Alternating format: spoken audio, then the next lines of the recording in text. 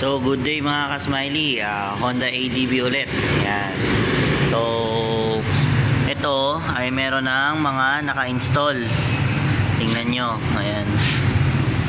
So, ayan ang magandang wiring, di ba? Sobrang ganda. Ipapare-wire ngayon sa atin. Ayan. Tapos yan ang wiring dito. Diba? So, pagagandahin natin yan. Mawawala na tong mga fuse na to. Itong mga fuse na to, dahil si ADB 150 maraming bikat sa ilalim, doon na natin siya ilalagay. Yan. Tapos, tatanggalin na natin yan. So, maiiwan na lang dyan, negative, positive na lang. Paklas ko na yung kaha. So, ganito yung pwestuhan nila. Nakita nyo? Ayan, nakapatong lang lahat. Yan, nakapatong. Nandito yung relay sa 2, 3, 4. Yan, tapos yung halo switch na to, huwag na wag po kayo dito maglagay kasi yung manibela po, oh. Ayan, oh. Tapos, dito po kayo maglagay ng halo switch. Much better. Mas safe po yan dito compare dito. Mali yung pwesto na yan.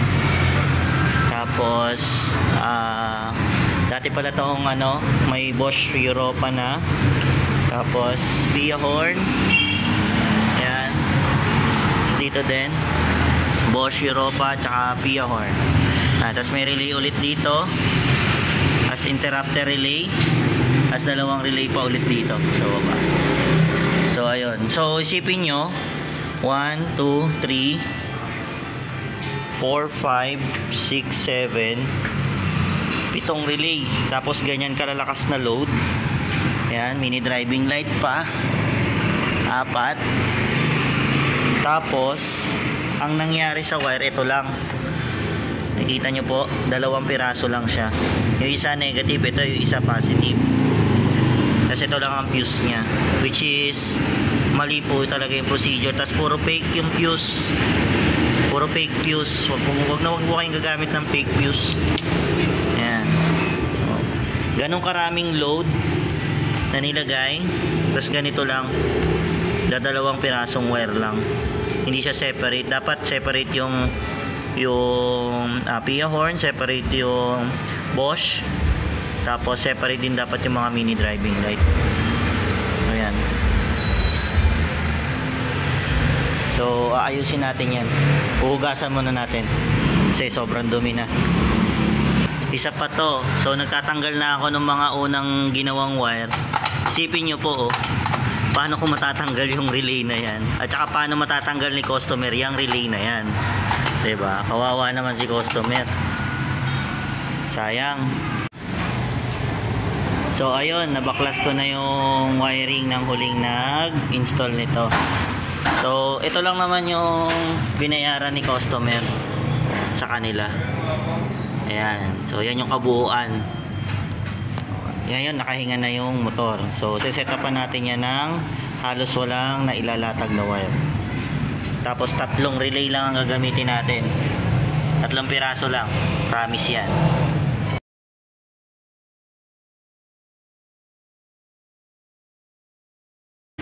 So, good evening mga ka-smiley. Tapos na yung ating Honda ADB ulit. Yan, ADB 150. Pero ito ay mas challenge na naman. Kasi meron tayong Europa. Ayan. Europa at Pia horn. Okay. So, ito yung headlight niya. So, pinakabit ni sir, isang atom na lang. Dahil yung isang atom, reserva na ni sir. So, ganito po ako magkabit ng mini driving light sa headlight ng ADB. Ayan. So, ayan lang. Tapos plug and play. Ayan. Tapos dito yan. Ayan. So, plug and play na yan. Yung ating laser gun, ayan, plug and play din. Then ito, wala na. Dahil yung huling nagkabit, hindi ibinalik or hindi itinabi. Ayan. So, laser gun, yung first gen ng laser gun, TDD. Yan, ito wala nang takip. Yan yung ating Bosch Europa. Sa ilalim, Pia horn. Yan yung setup natin. Dito, walang extension ng bracket. Puro stock bracket lang. Yung negative, yan natin kinuha. Ayan, tapos gumapang yan. Tapos, ito yung isang Bosch Europa. Ayan. Okay. Tapos ito naman yung PIA horn. So, ang PIA horn natin, ganyan naman ako nag-bracket. So, sinuport ko yung ECU natin. So, nakabunot muna yung ECU para for safety. Ayan. So, okay, sa battery muna tayo. Ayan. Mapapansin nyo, kailangan battery natin. Ayan. So, negative, wala. So, malinis na malinis sa kaysa kanina sa unang video or kaninang umaga.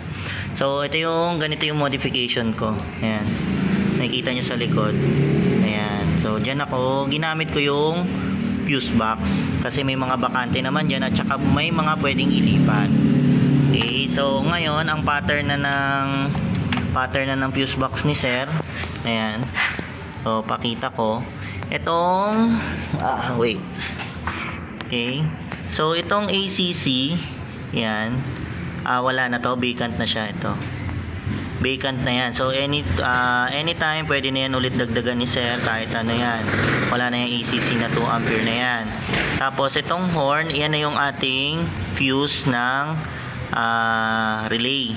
Fuse ng relay natin yan. Okay. Tapos, itong headlight, yan. So, 1, 2, 1, 2. Siya na yung ating Europa. 20 ampere yung nilagay natin kasi malakas masyado yon. Tapos 14 ang wire niyan.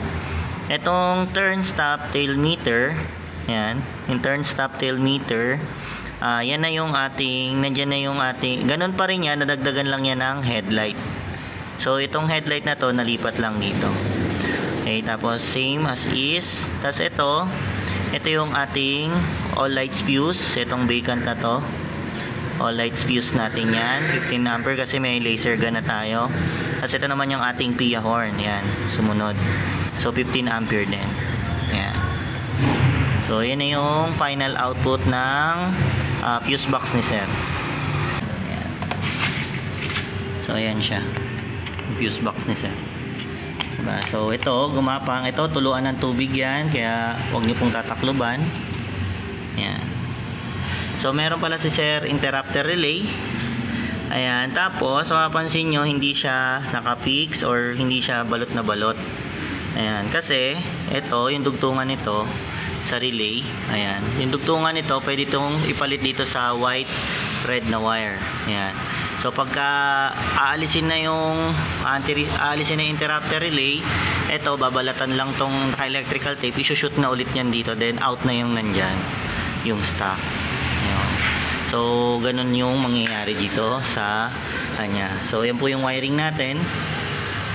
Ayan. Tapos ito yung pangako ko sa inyo na kanina 7 relay, naging 3 na lang. Okay, so ito yung ating all lights relay. Tapos, ito yung ating Bosch Europa horn. Ayan yung nasa gitna. Tapos ito naman yung ating PIA horn. Ayan. So, 16 itong sa PIA horn, then 14 naman yung sa Bosch Europa. Tapos, Bosch relay. Ayan. Tapos ito, diode para sa combo lights. Ayan, combo lights ng laser gun. So, yung Bosch Europa, merong combo lights sa laser gun. So, ito naman, ito yung ating diode passing para sa mini driving light at saka para naman sa laser gun. So, dalawa yan. Ngayon, ito yung linya natin. Ayan, makikita nyo. Wiring. Ayan. Nga pala, itong wire na to, kaya pansin nyo makapal, kasi 4 wires na rin to. So, anytime, pwede itong palitan ni Sir ng 4 wires na mini driving light or mga 4 wires na auxiliary. Ayan. May color coding na yan. Okay na rin. At may passing din yan. So, ito yung negative natin ng mini driving light at saka ng laser gun. Ayan yung negative natin. So, yan, gumapang wire. Ayan. So, kita nyo, puro socketed sila lahat. So, ito yung sa mini driving light. Una, laser gun. Pansin nyo, 3 wires pa rin yan. Kasi ito yung passing natin. Okay. Then, halo switch selector. Ayan, tapos, ayan, no, papansin nyo, no shortcut. Sumabay yan sa linya ng wiring, original wiring. Ayan, so hindi ko pa na naayos ito. Yun. Okay. So ito, hindi na ako gumawa nito. Yung dati na yan, dating stock na to, ginawa, passing button. Ayan, tapos ito, left and right na helix switch. Okay. Thanks mga ka-smiley.